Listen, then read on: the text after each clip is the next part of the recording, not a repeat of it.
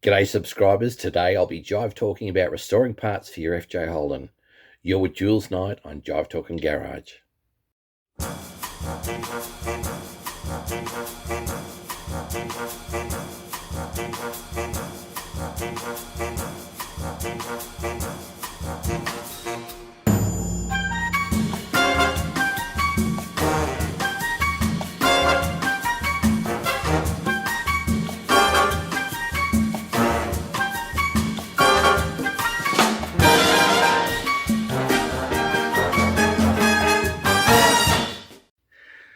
So what I've been doing recently is the little things. Those that who are friends of mine, no, I don't have a job at the moment, so I'm just sort of waiting for the next assignment to come in, so that's perfectly fine. So I've not been doing the big things. So I'm just holding out for the big things.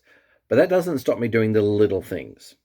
So what I did was I went to a local Redlands paint store called Signature Paints, and this happens at paint stores all around Australia. It's a thing called eye matching. Spray painters do it, and obviously specialist paint mixers do it as well. So I've given them my old Bosch regulator and said to them, can I have a litre of that paint, please? Now, I don't have the formula. Some people have already asked me. I don't have it. But anyway, I said, can I have that paint, please? I want a litre in acrylic lacquer. Acrylic lacquer is easy. I can spray acrylic lacquer. Mugs can't mess up acrylic lacquer. It's fine. So they've given me a litre, the Bosch colour. Okay. They did a pretty good job. Actually, they did better than a pretty good job. They did a brilliant job because, okay, so I got the colour, and it was time to upgrade the spray gun that I had. The stuff that I had before wasn't great. I shot the apprentice's bonnet, for his spare bonnet for his VL Commodore with it, but I wasn't real happy. So I've gone and got a gravity fed. So it's gravity fed, so it's top to bottom. That's why they call it gravity fed rather than suction, bottom to top. So I haven't sprayed with one of these before, and I haven't sprayed colour in 30 years. So that's why I'm saying acrylic lacquer is a very, very forgiving paint. You can have a go at it, and if you make a little boo-boo or something, well, you can fix it up as you go, or you can fix it up later. My dad was always, when he was doing acrylic lacquer on a taxi or another car, whatever, if something had happened or he'd get a bug in the paint, he'd just go, wish carrot to be gone. Then I'm going like, what are you doing, Dad? No, it's fine. I'm just fixing it. I'm thinking, no, you're not fixing it. But anyway, fixing it's afterwards. But anyway, and let's just say I did one of those on the run, so I was channeling my father. But anyway, now I started off with the old. Now that's my original regulator box, and it had a pretty decent transfer on it. And I thought, I really don't want to get rid of that. But I thought I want to refurbish it because one of the things that I like on a car is a really snappy looking engine bay. And I don't care whether it's modified or whether it's stock. But if you're going to do it properly. So I took all the paint off. I'll show you the picture. Took all the paint off. And I went through the process. And that's my finished product.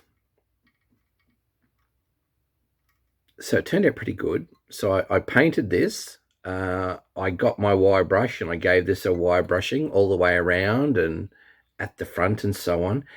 And it just so happened that since 1985, I had a decal, for like the top there.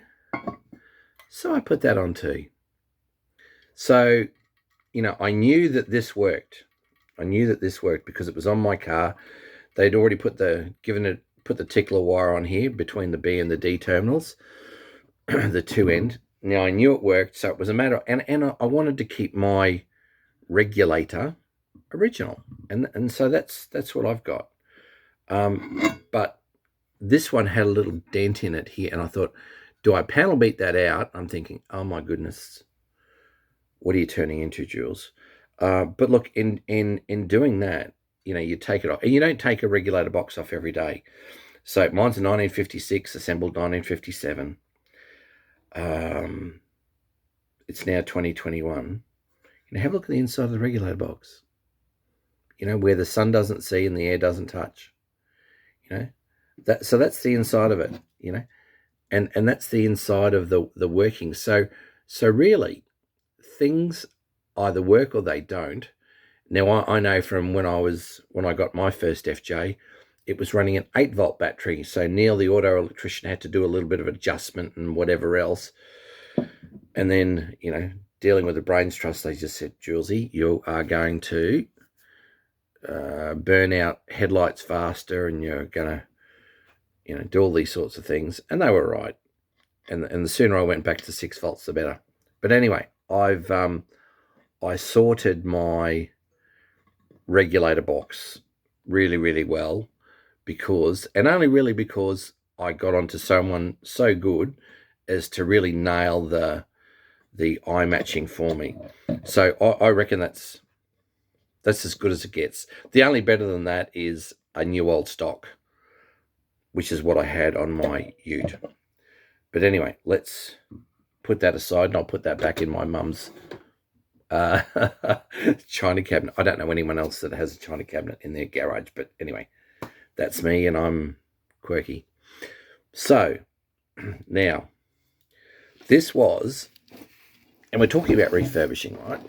So this was the generator in my car. So they should be that Bosch color as well. So it was old and crappy and dirty and greasy and God knows whatever else, right? So it just so happened that about 3 years ago, I got onto this bloke who had his FX stolen. And he had a lot of FX and FJ Holden parts and whatever else.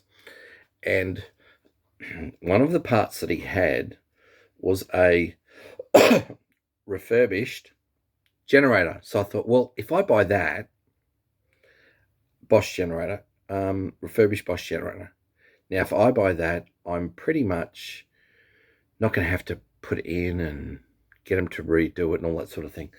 So all it came with was just had a bit of the Bosch color, reddish orangey hue that was sort of left on the outside of the paint.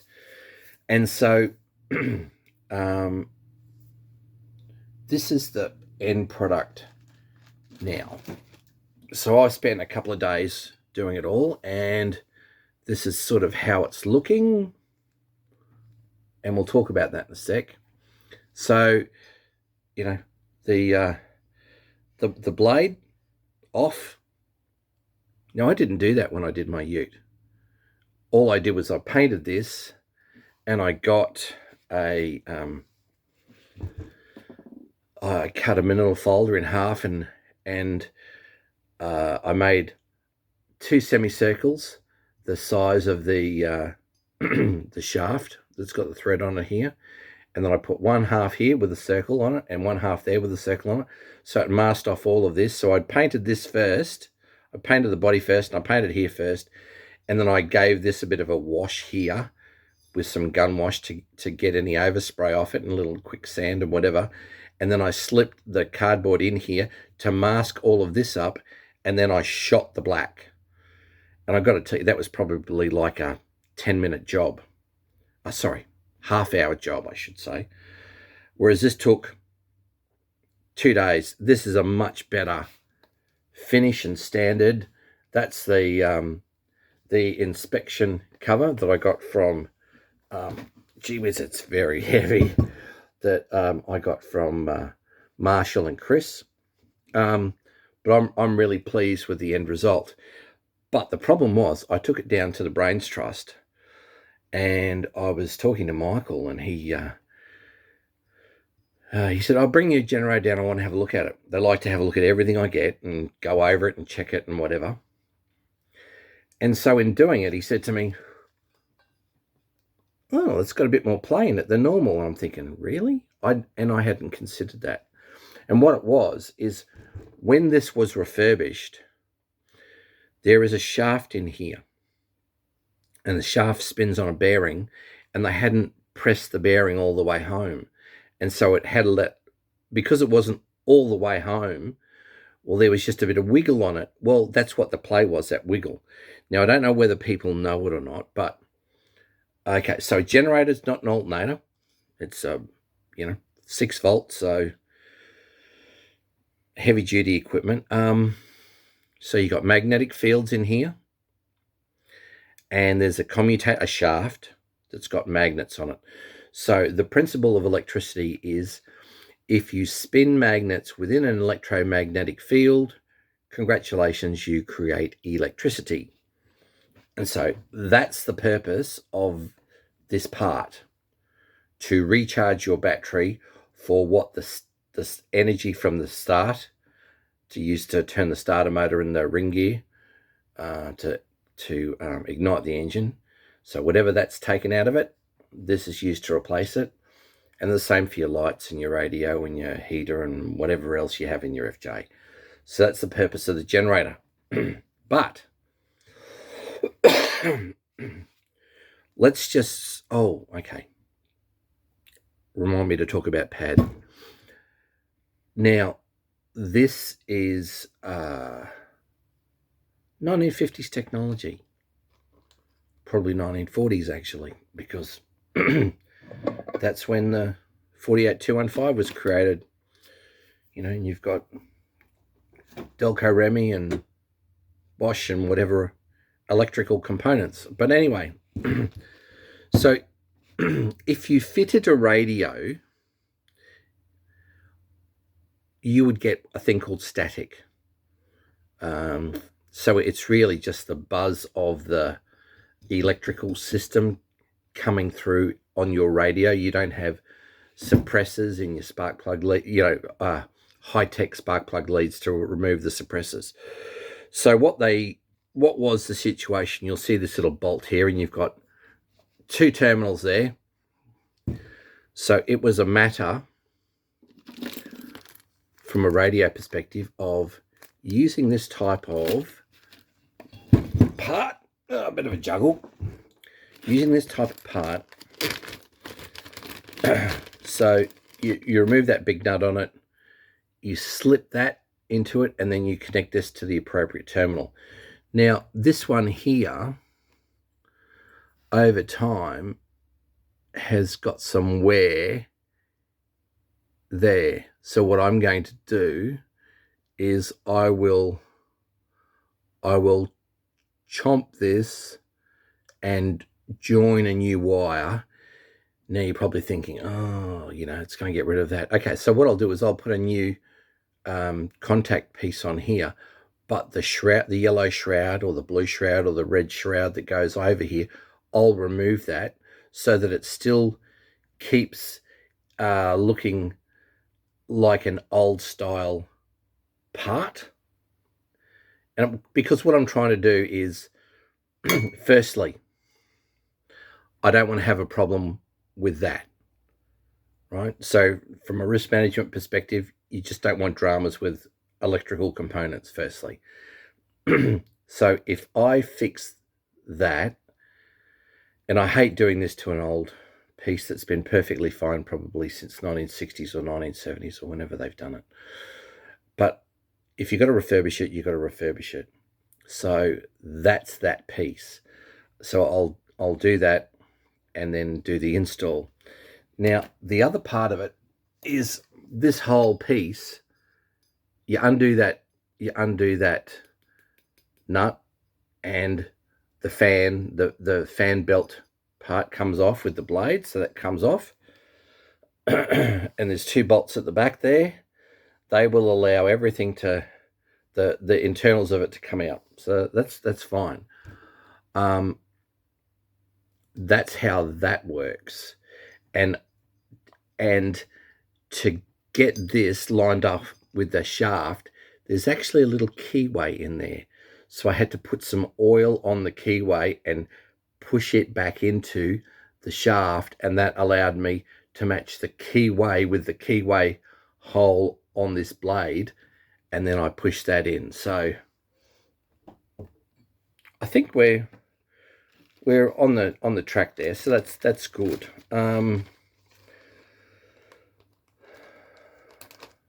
So that's our generator and regulator box done. So it's a matter of putting that in Mum's china cabinet, and it's ready until I need it. I've obviously got to do a little bit more on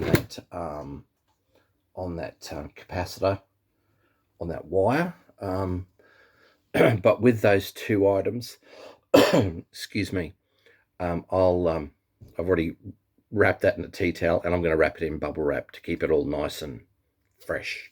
So that's fine. Now, what I didn't tell you about was the pad.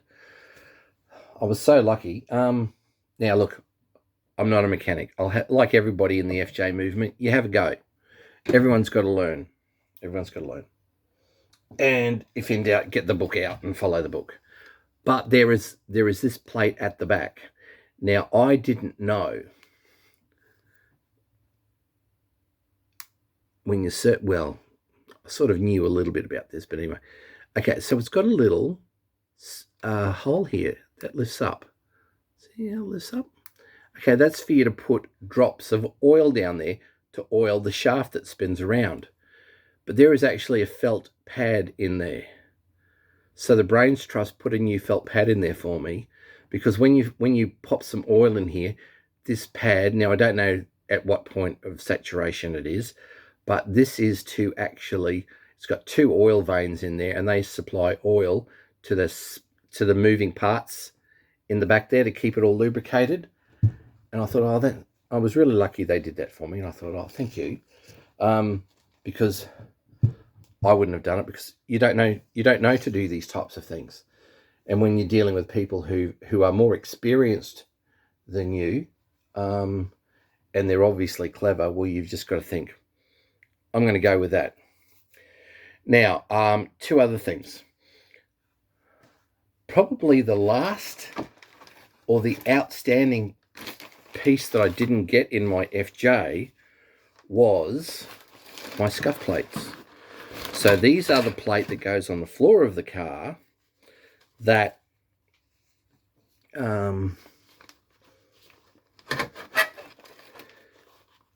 that holds down the it clips in the side of the car where the rubbers go. That's where the rubbers are, all the way along, and also holds down the bitumen board and also the rubber floor mat. So this one doesn't have the holes in it yet, which is good. So I'd say this is probably one of the ones that was pressed out by tailors at Ipswich, who used to make them for, according to Ray Taylor, for NASCO. He called it NASCO.